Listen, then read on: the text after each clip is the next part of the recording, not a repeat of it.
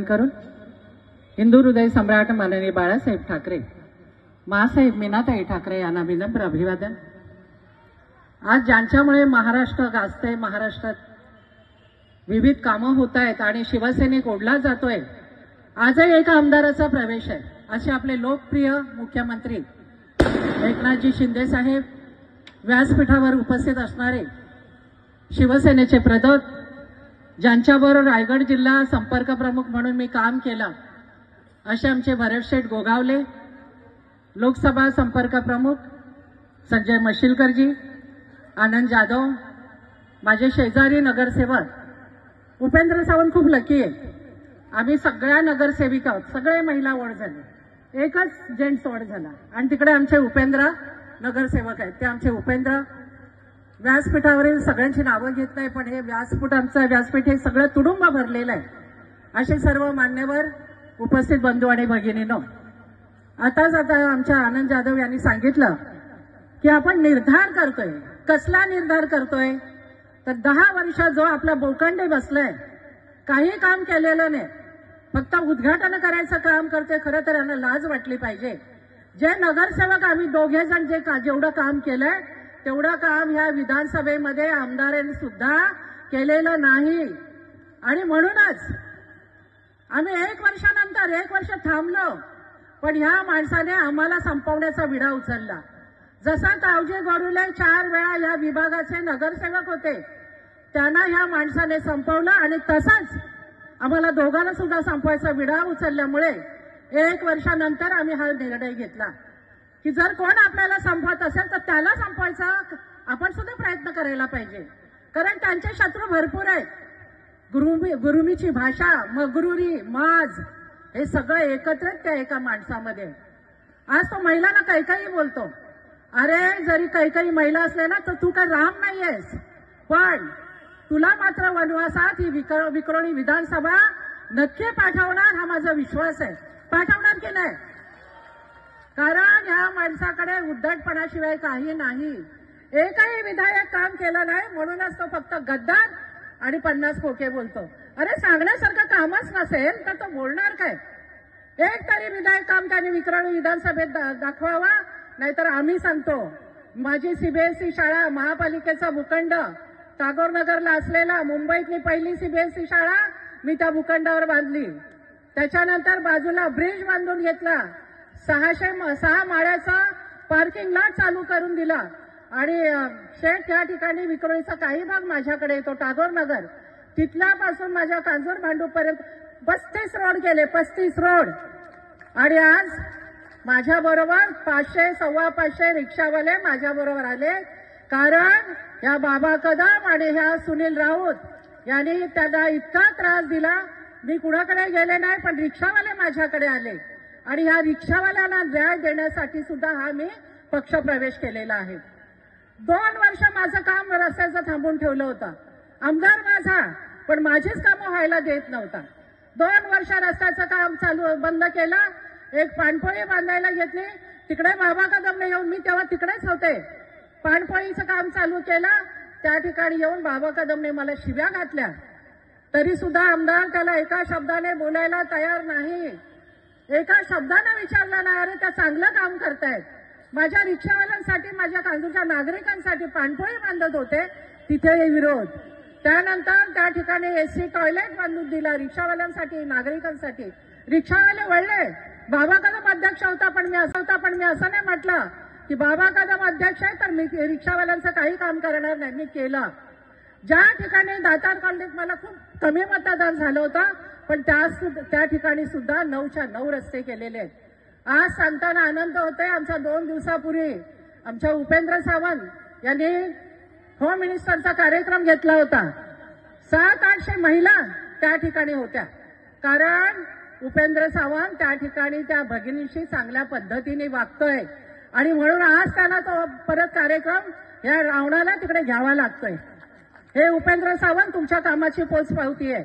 आणखी एक आनंदाची गोष्ट तुम्हाला सांगेन, जे 10 वर्ष या आमदाराने काय केलं नाही, फक्त प्रेशर फक्त उपेंद्र सावंत यांच्यावर प्रेशर ठेवण्याचं काम केलं. माझ्याशिवाय उपेंद्र सावंत कुठे जायचं नाही अशा पद्धतीने त्यांनी वागवल्यानंतर शेवटी त्यांनी सुद्धा तो निर्णय घेतला. आणि आज आपल्या हॉस्पिटलचं काम जे आपले विक्रोळीकरांचं स्वप्न जे आमच्या उपेंद्र सावंतने बघितलं होतं ते आता उद्या किंवा परवा त्याचं टेंडर ओपन होणार आहे. हे खूप मोठं काम. हे काम तो करू शकला असता पण नाही केलं त्याने. कारण जितेंद्र आव्हाड आणि त्यांचं भांडण या माणसाचं कुणाशीच पटत नाही. आणि त्याच्यामुळे जे हॉस्पिटल म्हाडाच्या वसाहतीमध्ये आहे, म्हाडाची वसाहत आहे, फक्त त्या ठिकाणी पैसे भरण्याचं कारण सांगून त्या ठिकाणी ते काम थांबवलं गेलं. 10 वर्षात होऊ शकलं नाही. पण उपेंद्र सावंत यांच्या त्या माध्यमातून, कारण मी सुद्धा अनेक वेळा या हॉस्पिटलसाठी त्यांच्याबरोबर गेलेली आहे. अनेक वेळा आम्ही जाऊन मंत्रालयात बोललोय, अनेक वेळा आम्ही सह्याद्रीवर मीटिंगला गेलेलो आहोत. आणि आज ते स्वप्न पूर्ण होताना आपल्याला दिसतंय. माननीय मुख्यमंत्री त्या हॉस्पिटलचं भूमिपूजन करणार आहे. माझं सुद्धा कांजूरमधलं एक हॉस्पिटल आहे. मी सगळी तयारी केली आणि आमदाराला नेऊन दिलं. माझं महापालिकेतलं काम झालंय. तुम्ही आता फक्त शासनाकडनं त्याचं युडीकडनं दवाखान्याचं हॉस्पिटल करून द्या. तेही त्यांना केलं नाही.